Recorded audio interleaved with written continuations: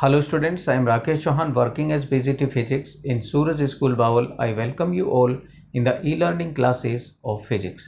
Today in this video we are going to discuss about the topic parallelogram rule of vector addition. So as you can recall from our last video, we have discussed the first method of vector addition, that was triangle rule of vector addition.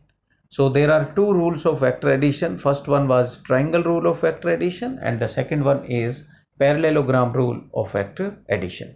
So in this video we are focused on parallelogram rule of vector addition. So let us discuss, or let us first write its statement, that what is this parallelogram rule is all about. So according to parallelogram rule of vector addition, if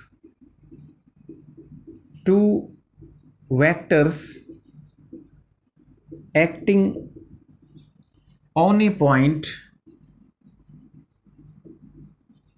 represent two conjugate sides of a parallelogram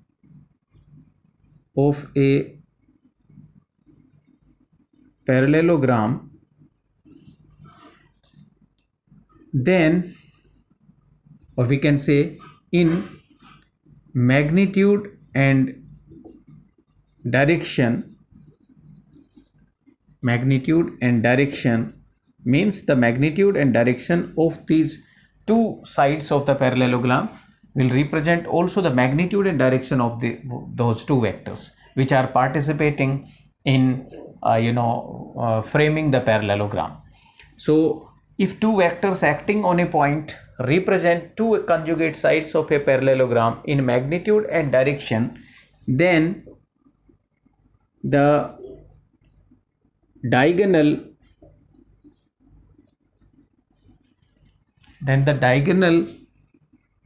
of that parallelogram meeting at that point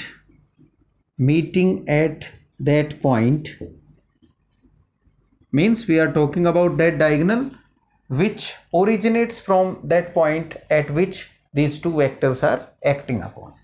Okay, so meeting at that point will represent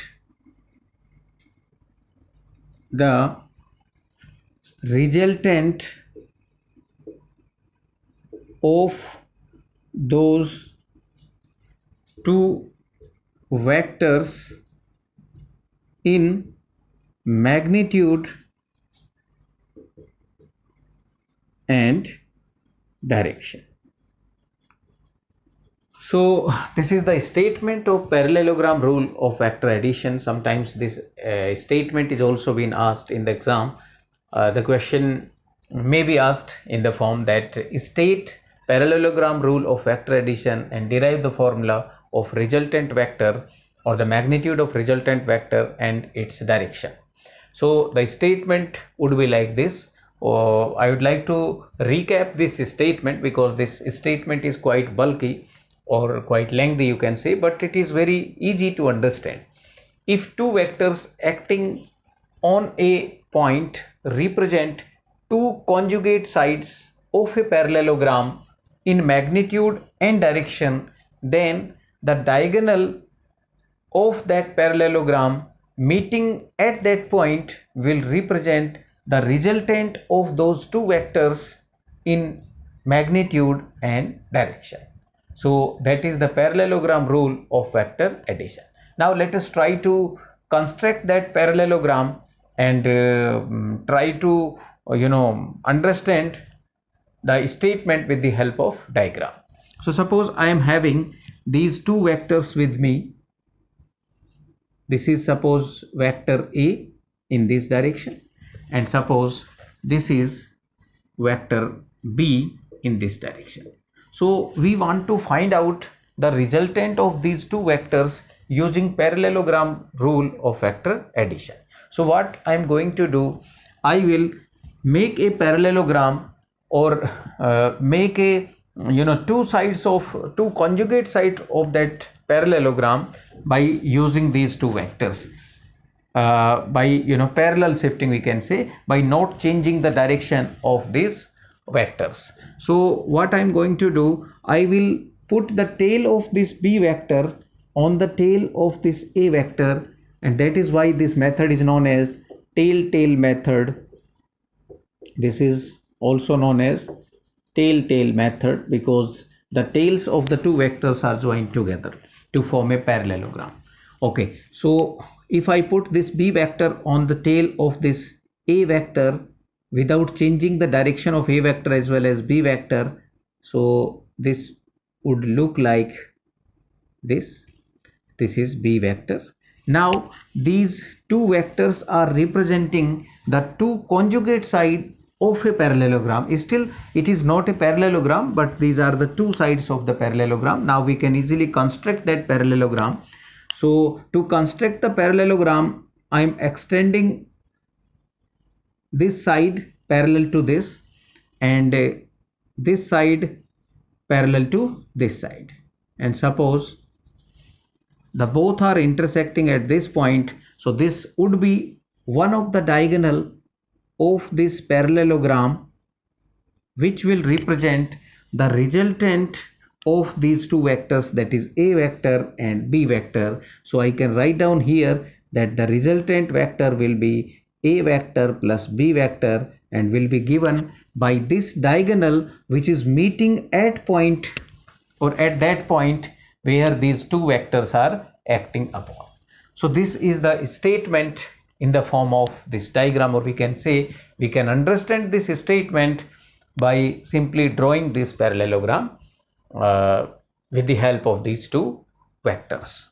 Okay, so now once again, if you would like to relate this statement with the help of this diagram, so you can say that if two vectors meeting at a point, that point is here, meeting at a point represent the two conjugate sides of a parallelogram. These are the two conjugate sides of a parallelogram. These sides are known as conjugate sides. These sides are known as conjugate sides. So if two vectors represent the two sides, conjugate sides of a parallelogram, then the diagonal of that parallelogram meeting at that point will represent the resultant of these two vectors in direction and magnitude. So this is the statement of parallelogram rule. So I hope this statement is now clear to you, that how you will state parallelogram rule of vector addition. Now let us try to develop the formula of resultant vector, magnitude of resultant vector, and the direction of that resultant vector, similar to that we have derived in the triangle rule of vector addition. So I am just removing this statement. I hope you must have noted down this statement, and also you must remember this statement of we can say parallelogram rule of vector addition. Why it is known as tail method?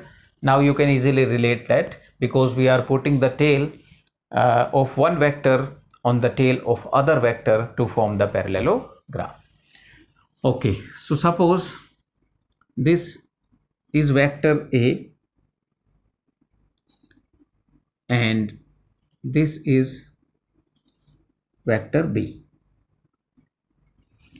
and to construct the parallelogram, I am simply drawing these two parallel lines, and this one would be the diagonal, and this diagonal will definitely represent the resultant vector.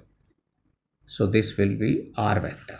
Okay, suppose the angle between A vector and B vector is theta, as we have assumed in triangle rule as well, and the angle made by this resultant to this A vector is alpha. So definitely alpha will be less than the angle between these two vectors. Okay, now if I extend this A vector further and impose a perpendicular on this extended line, and suppose this point is P, this point is Q, this is suppose O, and this is suppose R, and this is suppose S. So now this side, this dotted line will represent the B vector, because the magnitude, or we can say the length of this PR, and the direction of this PR is same as that of OQ, or we can say B vector. So I can say this is also B vector. Okay, and this angle is theta between A vector and B vector. So definitely this angle would be theta. A vector, this is A vector, and this is B vector. So this angle is also theta. And if I use sine theta and cos theta from this triangle, that is PSR. So from triangle PSR, which is a right angle triangle, what can be written? If I asked you that what is the value of cos theta, so you will say cos theta is perpendicular upon hypotenuse. So perpendicular is PS and hypotenuse is PR. So from here I can write down PS is equals to PR cos theta. And what is PR? So PR is the length of B vector, or we can say the magnitude of B vector, which can be represented as B, and it is cos theta. So in place of PR I have put B cos theta, or you can say B. Okay, so this is suppose equation first. Now similarly, if I try to write down sine theta, so sine theta from this triangle would be RS upon RP, or PR. So RS upon PR, and from here also RS is equals to PR sine theta, and PR is nothing but the magnitude of B vector, that is B, and it would be sine theta. So this is equation suppose second. So we will use this PS and RS in the course of derivation. So I am just writing down these two values.